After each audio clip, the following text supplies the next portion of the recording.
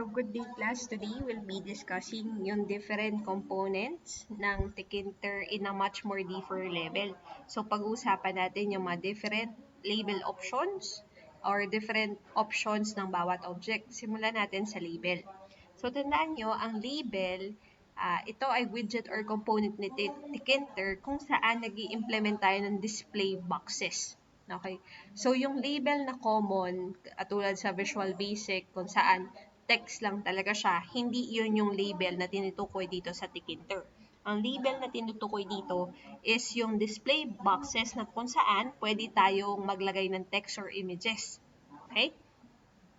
Now, you've already know the syntax on how to create this widget, but let's go dun sa different options.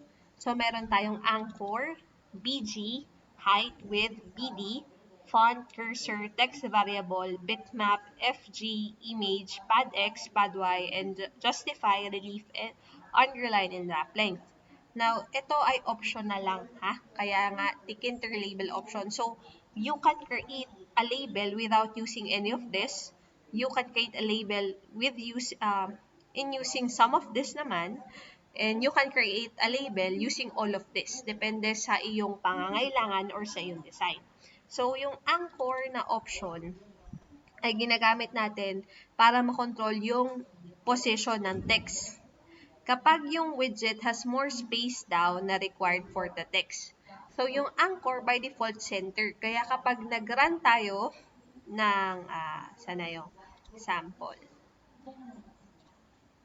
Ayan. So, pag in-execute natin yung label, by default, naka-center yan siya kahit hindi natin sinignify yung anchor.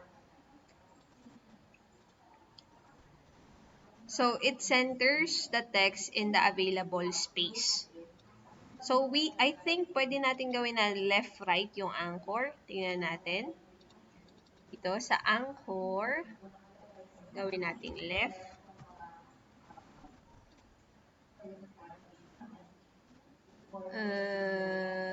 Okay. So, ito lang pala yung available center.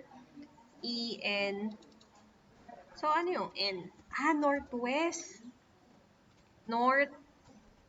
Tama ba? TK. Kailangan nakacaps. Okay. Alright. So, yung attributes pala ni Anchor, kanina pinakita sa atin, di ba? Maliin natin ulit. Para makita natin. Hindi kasi nila sinulat eh. So, meron tayong north, northeast, east, southeast, south, southwest, west, northwest, or center. So, yan yung different options sa anchor. So, naka-ano siya, hindi siya center, top, right, left, bottom, kundi naka-follow siya sa direction ng map. Okay? So, for example, gusto natin ilagay ang ating label sa right side. Ang pipiliin natin doon ay east o west? East, di ba? So, palitan na natin. So, dapat naka-capital letter. Ayan. So, kung saan ilagay? Right side. So, iyong ilalagay natin. Now, yung BG naman, ito ay nagde-define ng background color. So, if you want to change the background color of the label, pwede niyong gamitin yung BG na property, yung option. Yung height naman is yung vertical length ng ating frame or ng ating label. Width naman is the width of the label in characters. So, kapag hindi daw natin i-define yung width, yung label ay magiging kasing size lang ng contents niya. Dito sa example ng code natin, dinefine natin yung width. So, kung hindi natin siya i-define, tanggalin natin. By default, makikita nyo, yung length ng ating text, ganun din lang halos yung length yung width ng ating label box. Okay? And then, BD naman is yung border. So, ginagamit siya to set the border size around yung indicator. So, yung default border size is nasa 2 pixels. Kaya siguro, dito, ayan, may BD3 tayo eh. Naglagay tayo 3. Kaya yung border natin is, may border size tayo. Pag tinanggal din natin yan, yung default niya is 2. So, ayan, mas less na. Border size is, ayan, yung border na nakikita nyo. Kapag tinanggal natin, kaya border equals 0, tingnan natin. PD equals 0. Ayan. So, nakita niyo parang flat na siya. Flat na surface na siya. So, yun yung ginagawa ng border. Okay? Hindi siya yung margin space. Tandaan nyo, border siya, yung border. Yan yung nagmi-make na para siyang naka-up or 3D image rather than 2D image. And then font. So font is used if you want to display text in the label. So font option, kung anong klase ng font yung gagamitin. So by default, ayan. Kapag di natin nilagay yung font, by default ata ang ginagamit nila is Arial. Pero pwede natin lagay dyan. Kunyari, Chiller. Ayan. Chiller. Oh, ayan. So, kung ano yung naka-install sa computer nyo, kunyari meron kayong mga dinownload na fonts. Runnable din siya dito sa Tkinter, I think. And then cursor is used to specify what cursor to show when the mouse is moved over the label. Ibig sabihin, kapag nire-run natin, and kung makikita nyo, ang lumalabas is hand 2 rather than yung normal cursor. So by default, standard cursor daw yung makikita. So, standard cursor is, ayan, yung nakikita nyo. Pwede natin palitan. Ano ba ilalagay natin yan? Standard cursor. Ay, walang ganyan. So, pamaliin lang natin para mag-suggest siya kung ano yung pwede ilagay.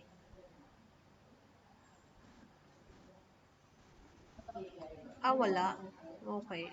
Kung hand 1, meron bang hand 1? Kasi may hand 2 eh. Assume natin. Ayun nga. So, tingnan nyo, nag-iba na. Yan, hand 1 na. Now, kung wala ito, nagalin natin si cursor. Kung wala yan, default na cursor yung lalabas. Ayan, yan si standard cursor. Hindi na pala natin kailangan ilagay. And then, text variables. So, ito yung variable ng ating label. No? So, as the name suggests, it is associated with the thinker variable with the label. So, if the variables change, the label text is updated. So, balik tayo dito. Naglagay ba tayo variable? Wala. Nilagay na natin kasi agad dito. Ayan, text variable. Text var. Yan na yung variable na tinutukoy. So, text variable yung pangalan ng ating text variable yung option. Sabay yung text var na yan is ito yan siya. Hello world. So, dito natin sinet. Pero, I think pwede natin, comment ko muna ha. Pwede natin siguro dito na lang ilagay. Ayan, kunyari text bar yung ilalagay natin. Ay, hindi rin pala. Hindi pala pwede. So, kailangan iset muna natin dito sa taas kung ano yung variable na magiging laman ng ano yung value na magiging laman ng variable natin. So, rather than text var equals hello world, para mag-set tayo sa Tkinter is, or para iset natin na ang laman ni text var is hello world, kailangan muna natin gamitin yung set properties. Okay? Then we have bitmap. Ginagamit naman to kung bitmap. If you want to set the bitmap to the graphical object. So, kung image yung gagamitin nyo rather than text. And then, FG is the label cure. Used for text and bitmap labels. Image naman is option we use to display a static image in the label widget. So, kung meron kayong particular na picture na gusto ilagay, ang gagamitin yung option is yung image sabay yung, it's either yung name ng picture na nasa same folder ng inyong Python na file or yung Kung malayo naman siya, yung actual properties niya. Yung kanyang location. Then pad X is padding yan. So this option is used to add extra spaces between left and right of the text within the label. So the default value is 1. So yung space na nakikita nyo, pad X and pad Y, yun yung tinatawag natin, in other words, na margin. So dito kung nakita nyo kung bakit parang medyo malawak pa, kasi sinet natin ng 15. Kung isiset natin yan ng 0, dikit yan siya. Walang margin. O, ayan, dikit. Yeah? And then, justify naman if you want to align multiple lines of text, left, right, and center, yung maggagamitin. By default, yung justify, yung value niya is center. Relief naman, this option is used to specify appearance of a decorative border around the label. The default value for this option is flat. So, parang pag tinanggal mo yung border, flat na rin yung magiging itsura nun, 2D flat na. Underline naman is ina-underline niya yung specific word, and wrap length naman is ira-wrap niya yung label, yung text na label mo doon sa display box niya. Okay? And then, ito naman yung example ng button natin. So, yung kanyang options class, may mga magkakaparehas lang ha, like BG, yung background color. So, itong button naman, meron din siyang additional. Okay? So, meron tayong active background, active foreground. So, ito yung background color when the button is under the cursor. Active foreground naman, if the color is active foreground color when the button is under the cursor. Anchor naman is yung width ng border around the outside of the button.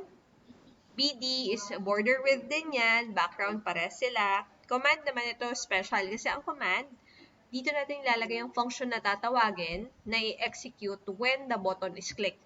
Okay? Cursor, ganun din sa label. Text, very simple kung ano yung dinidisplay ng button natin. Disable foreground.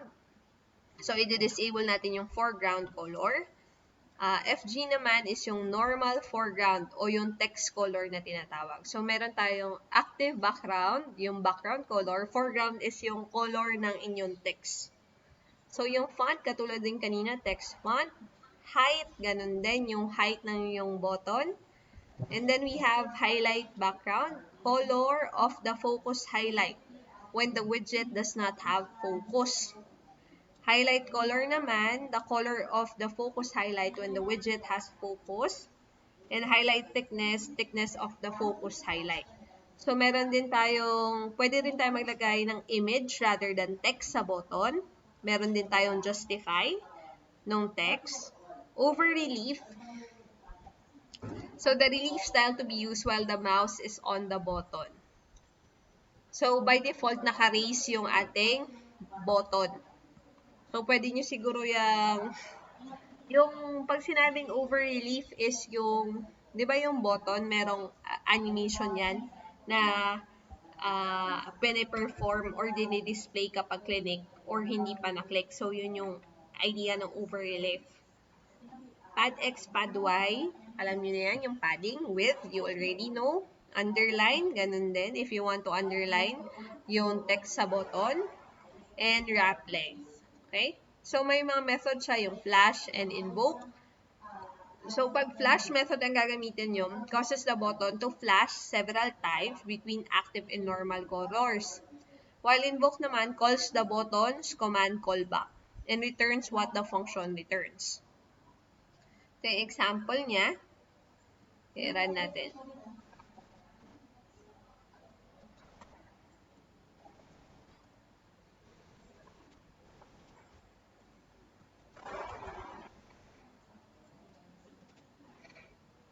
Ayan.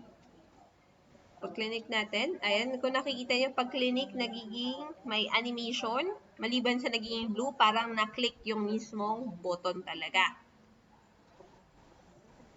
So, yung active foreground, tingnan nyo, yung kulay niya, pag na-click, nagiging white. Kapag in-unclick natin, nagiging black. Yung background naman niya, by default is parang grayish siya. Sabay pilda din ng blue kapag na-click. Sabay, ang ginagawa niya is when it's click, tingnan natin yung code, yung command, nagpiprint ng button click. So, ayan, yung command button, nilagay natin button click. Kung lalagay ka pa kayo ng function, kunyari, print hello, ayan. So, lalagay nyo ng def button click, print hello. So, ayan yung mga options na as nakikita nyo dyan.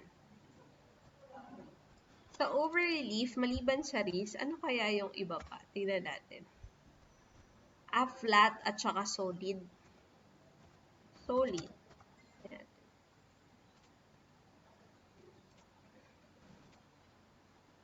OC.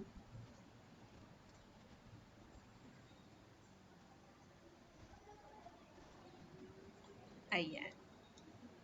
So, ano pinagkaiba ng solid? Okay. So, parang yung border niya nag-change.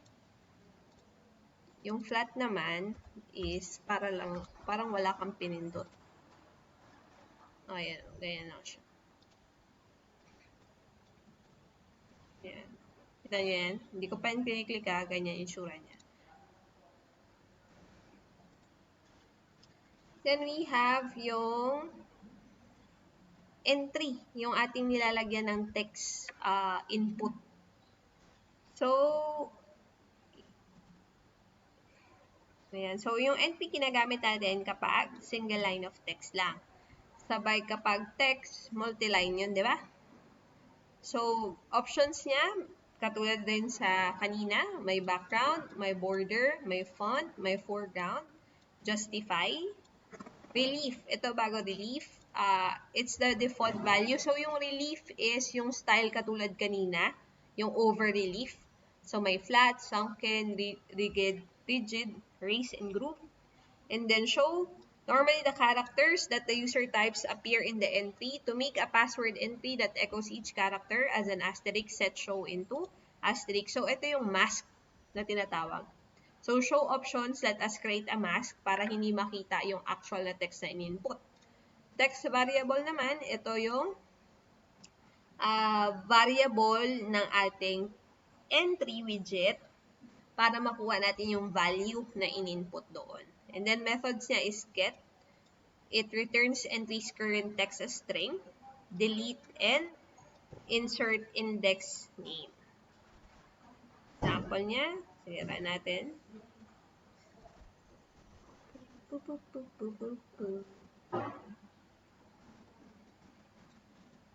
Ito ay login screen.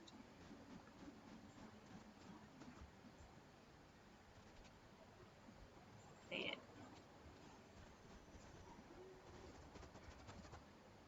So, ito naka-mask na ata to. Ayan, naka-set na. Pag submit, ipiprint niya dyan yung in-input natin. Kasi, yun yung ginagawa ng function. So, def submit. So, yung pangalan ng variable natin sa ating name na entry is name var, while password is wvar. Sabay get na function. And then, ipiprint out natin. Sabay sineset natin na empty after na print out natin. So, makita nyo dito, ayan, text variable niya, name var. Sabay si password, ang text variable niyang entry niya is passwvar. So, ayan. Diyan din natin sinet yung kalibre, yung show. So, pwede nyo palitan. Kunyari, gusto nyo plus sign. Ay labas. O kaya, ampersand na character. Pwede yan. Sige, tingnan natin. Hotdog ang in-input ni ma'am. O, ayan. Pag submit natin, kita nyo hotdog. Diba?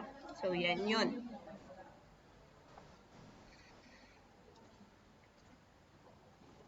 And then, we have yung frame widget pag nag-load. Ayan. So, meron tayong frame. So, frame is a rectangular region on the screen. So, a frame can also be used as a foundation to class or a foundation class to implement complex widget. So, ito yung mga options na ginagamit. Same din sa ibang objects natin. Ganyan natin, pwede ko ate, ganyan na lang para mas mabilis.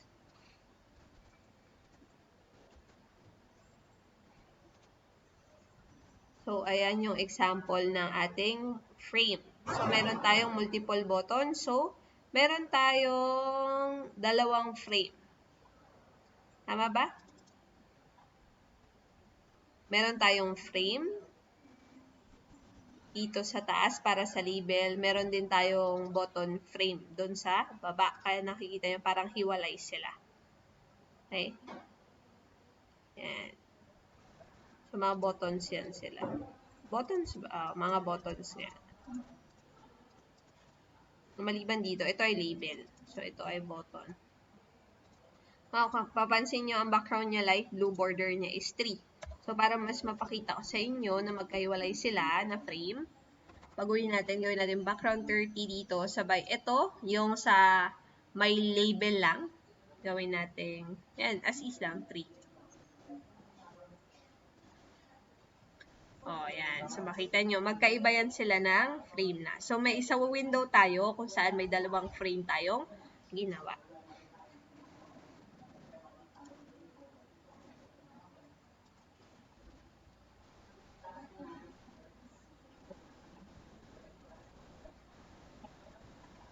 And then we have yung check button. So you already know this. And again, meron siyang different options. Katulad din kanina. Ayan. Pero meron siyang dadagdag yung off value and on value. So ang off value is yung control variable by default kapag yung button is unchecked. Kapag on value naman, ito yung default na value kapag yung button is na-check. So, by default, 0 and 1 yan siya. Kaya dun sa demo natin nakaraan, yung female tsaka male, pag clinic natin, si male 0, kapag di natin clinic si male 0, sa pag clinic natin si male 1 yung naging value. Pero pwede natin baguhin yun. No? We can change the state of the check variable to some other one. Hindi naman kailangan na 0 and 1 lang din. Kung gusto nyo pag clinic yung male, male lalabas. And pag clinic yung female, female yung lalabas. Pwede yun.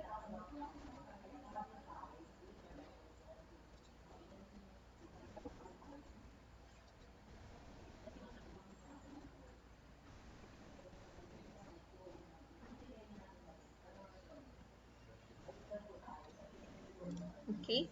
And then we have yung select color. So the option used to represent the color is the check button of the check button when it is set. And then may additional na ano pa ba? State. It represents the state of the check button. By default, it is set to normal. Pwede natin gawing disabled para hindi mo siya ma-check. O kaya pwede natin iset yung state na active para yung focus nandun sa kanya.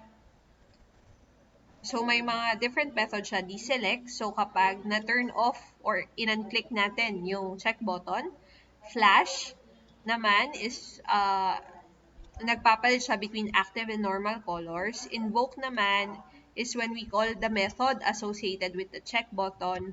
Select naman is to call the turn on. So, para ma-check yung check button. And toggle naman is to toggle between different check buttons.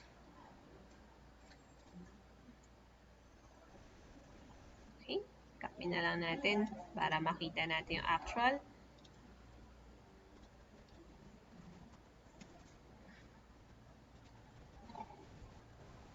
Oh, bakit may out? Ayan. So, ayan, check button natin. Makita nyo, meron siyang additional lang na image sa gilid, yung eye. Ayan. So, click natin, nagiging blue siya. Yung check. Kapag diniselect natin, mawawala. Okay? So, ang function natin is kapag yung 1 yung value, check button is selected. Kung 0 naman, check button is deselected yung ipiprint out. Ayan yung off value, sinet natin, and then on value. Pwede natin palitan yan class ha. Pwede nyo gawin yung male, female, o kaya hotdog, tsaka burger. Sabay dito palitan nyo lang din. Hotdog dito lagay nyo. Yan.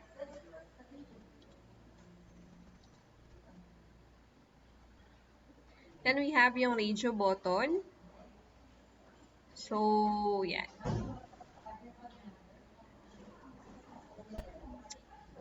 Ang kanyang properties, I think, or options is the same also with yung ating check button.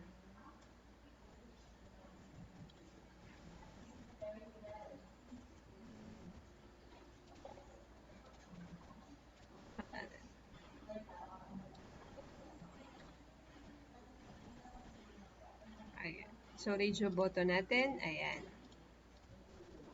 So, yung radio button na parang circle, dito ginawa natin siya na button lang.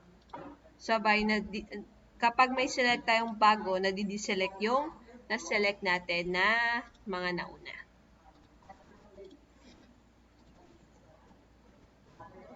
Then we have yung list box.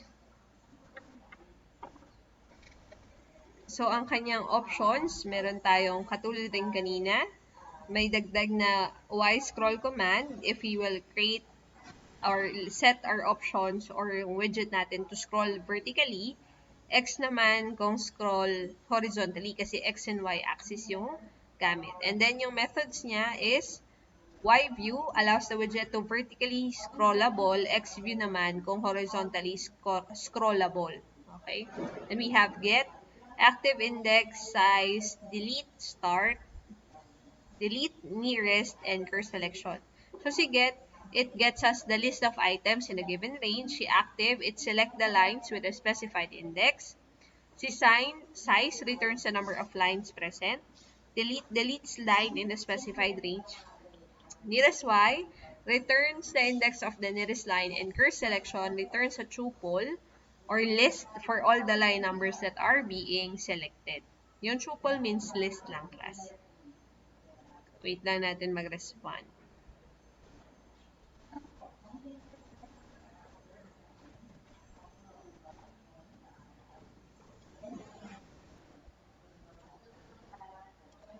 So, ito yung example ng list box. So, ayan. Pag sinelect natin. So, ayan. Nag-iiba yung selection.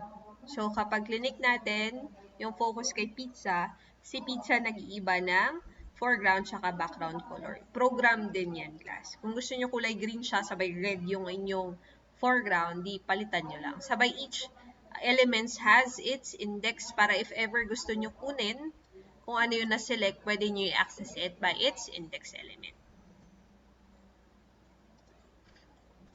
Then we have yung scroll bar.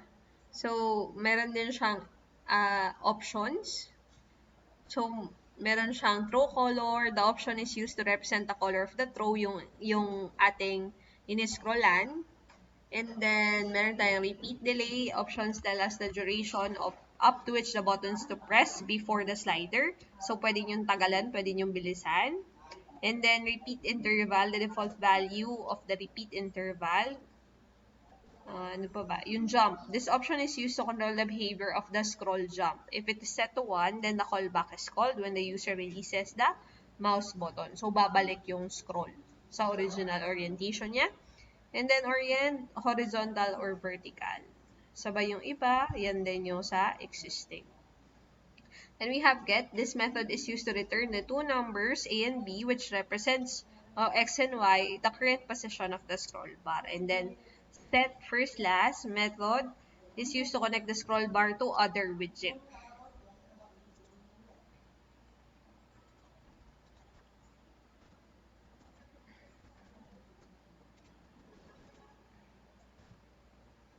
Okay, run natin. So, ayan yung nakikita nyo kanina. Ayan. So, yung pag-click natin sa scroll bar, ayan yung mga ganyan-ganyan. Ayan. Pinogram rin natin yan. Program din natin yan. Okay. Then, we have yung menu widget. So, again, menu, we've already, pinakita ko na rin sa inyo ng nakaraan. I think we can still add yung mga foreground colors. Gagana pa rin yan sa class.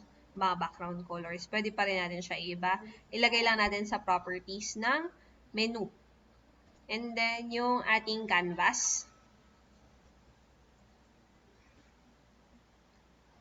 So, options niya is the same as others, pero may panibagong confine. Decides if the canvas can be accessed outside the scroll region. So, this is how to create different shapes. So, if you want to create oval, arc, line naman, o polygon, ayan. So, ayan yung sample. So, essentially, ang canvas is ginagamit natin kapag magdodrawing tayo ng objects or shapes doon sa ating interface. So, ayan. Canvas, parang painting. Di ba? Ayan.